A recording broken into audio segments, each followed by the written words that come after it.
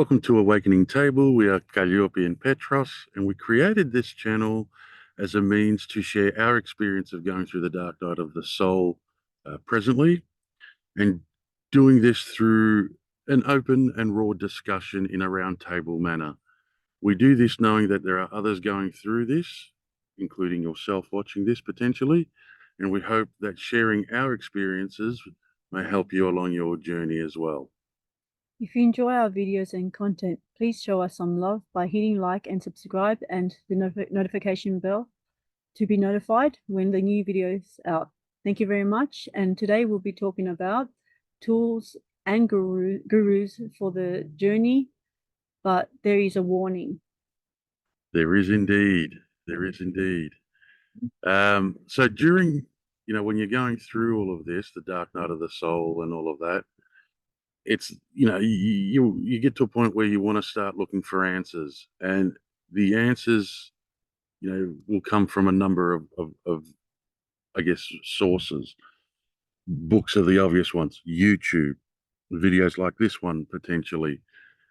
Did you use any tools? Yes, I use a lot of YouTube tools. Yeah, good old YouTube. Books, affirmations, I stumbled across tarot, but wasn't really into that. And astrology, of course. I love astrology.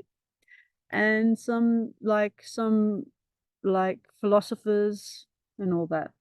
Yeah. Yeah, Mhm. gurus, philosophers. And, I was very similar to you. I've looked into astrology for answers. I've had a little bit of tarot done. I've had some psychic readings. I've read a lot of books, anywhere from your Tony Robbins type all the way to your Krishnamurtis and Yogananda Paramahansa and Satguru and all of that. Videos, all of it. Mm.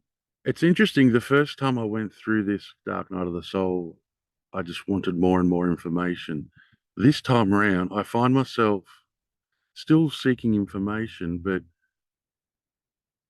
also not wanting any more information, if that makes sense. Like, I feel like I'm just saturated with information, Yes. and I'm looking now more for practical answers, if you will, rather than just filling my head up with more information. Yeah. The other thing I realized, well, actually, let me ask you this. Have you have you ever given thought in some cases why you were perhaps following a particular guru or philosopher? Have you ever sort of assessed your reasons behind it? Oh, There's a reason why I'm asking this question, okay. and this leads into the traps of it all. Oh yeah. I don't know. I was just looking for answers. I don't know what answer it was, but I was just seeking, and then I found some good ones. Satguru was one of them, and but I just alternated because I was just I'm very curious person. So I took some on board, some I didn't, because it did take me down to a rabbit hole. And then sometimes it was just an overload of information because like I didn't sleep much, and I spoke to dad about it and he's like, too much information. I said, yes, too much information can make you a little bit loopy. I guess that's one point to make. Too much information. You got to be careful that you just don't overload yourself with information, because it can actually make things worse, not Mm, better. But mm. how did you feel when you were reading some of this stuff and sort of going into this world, if you will? Mm. How did it make you feel? It kind of made me, it depends on who you're listening to. Like, Let's say it was yeah. someone you're getting really into. How did it make you feel? Oh, Alan Watts was one of them. I really liked listening to him because he spoke very amazing English. Yeah. And I listened to like Ralph Smart, who else? Can't remember. Lao Tzu, some of the Stoic philosophers, some of the ancient Chinese philosophers, the Tao, Carl Jung. Mm. I But really, how did you feel when you were really getting into and reading certain books that attracted you? How oh, did you feel? how do I feel? I felt I was thinking I felt good in a sense because I was like some of the information were very valuable, but then sometimes I felt like that I needed to experience it myself and feel it myself and explore it myself. And some I could relate to a lot, which kept me going with the seeking and such. Yeah. So the distinction I want to draw there is that actually there's two things I'll draw from what you just said, but in particular, a lot of times we get into these books, and especially the ones that are more, excuse the term, airy fairy, can make us feel good. So we're chasing the feeling rather than taking the information and doing some work, which is the important thing. So sometimes these tools that we use, whether it's psychic readings, whether it's a particular author or philosopher or guru or some other tool, can become an addiction because of how it makes us feel during a time that is very dark and uncomfortable. So we need to be able to assess why we're doing something, watching, reading, or something, and then assess that against the, am I avoiding what I need to be doing, or as you did, am I also then going and practicing and applying and doing what I need to do?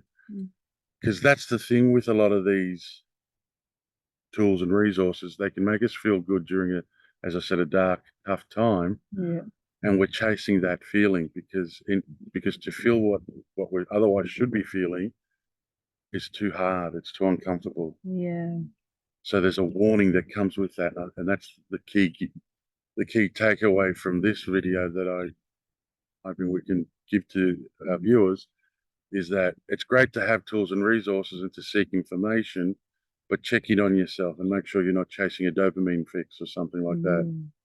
Because it does happen. It does happen. Like you do get sidetracked. You do forget what's the reason why you're looking into it. And then what I did, because like while I was listening to certain philosophers and stuff, I would like have my a notebook, a journal, and I would draw or even write their quotes and put the name of the one that quoted it. Yeah. And yeah, and then refer to it, try to relate to it, and then sometimes apply it, sometimes I didn't apply it. And then yeah, because I was just too much into looking at all these videos, and not even taking the time to read, because like I wasn't really much of a reader, but I've learned now how to read books and take on more information in that sense. So it kind of like helped me learn a new skill in a sense. Yeah. And look, it's not to say don't use these tools, whatever tools you choose. It's make sure they don't become a tool of avoidance or disconnection, hiding behind. Make sure that if you find a tool that potentially works for you, to utilize it in the greater task of what you're meant to be doing during the dark night of the soul. And I'll use myself as the example. I've recently realized I've been doing that. I've been avoiding, I guess, facing certain things and sitting with certain feelings and emotions. And what happens is it makes things worse when you do that, when you avoid, when you just purely distract yourself constantly. It actually heightens or the negative things that you experience during this. So yes, do all these things, utilize all these tools, but make sure then you bring it back to the core task of working through the dark night of the soul. Yeah. I think once you apply, you can even apply your own stuff. Like you might even know that you might have a philosophy side to yourself, and you can write it in your journals or through your experience. But that certainly takes a lot of time, because if you're not used to doing that, you can fall back into your old habits instead of going into new habits, which I struggled for a long time until I made it into a habit of writing, drawing, going outside, exploring, experiencing. But then sometimes you do go through the downfall of it because you over analyze, over research, and not applying any of it for yourself. Yeah, you're just escaping, you're just chasing that good feeling. And through that means it's only transient. It doesn't last, the good feeling. If you want the good feeling to last, you've got to do the work. You got to come out from hiding. You got to stop running and avoiding. You got to go through to get through. It sucks, I know. and there is a level of patience, bloody patience. Bloody patience. But it's the only way, really. You just got to keep doing the hard work. Yeah. You know, I mean, go at your pace, be kind to yourself, and acknowledge your wins, and understand that if you go a bit backwards, that's okay. Just don't run away or avoid what you're meant to be doing during the dark night of the soul. So otherwise, you'll never get through it, or you'll delay getting through it. Yeah. That's what it's about. Yeah. So tools, resources, whatever, such as the various authors, gurus, videos, tarot, astrology, all of that, they're fine if it works for you. Our takeaway message is, don't let them become a distraction or an addiction or something to hide behind in avoidance of Facing the reality of things. Yeah. And working through them. Yeah. So have you tried something that works for you and you allowed it to become a distraction? Let us know below. And how did you get it past it? How did you then break that I guess that habit, if you will? And what other tools and resources have you used that have helped you that might help others? Let us know again below in the comments. Yes, That's it. That's it. All right. Thank Well, you thank you for listening. Get back And to us. remember to, yep, Like. subscribe, all of that. If you don't mind, share it. If you don't mind, we'll love you for it. Peace be with you. Cheers. Bye.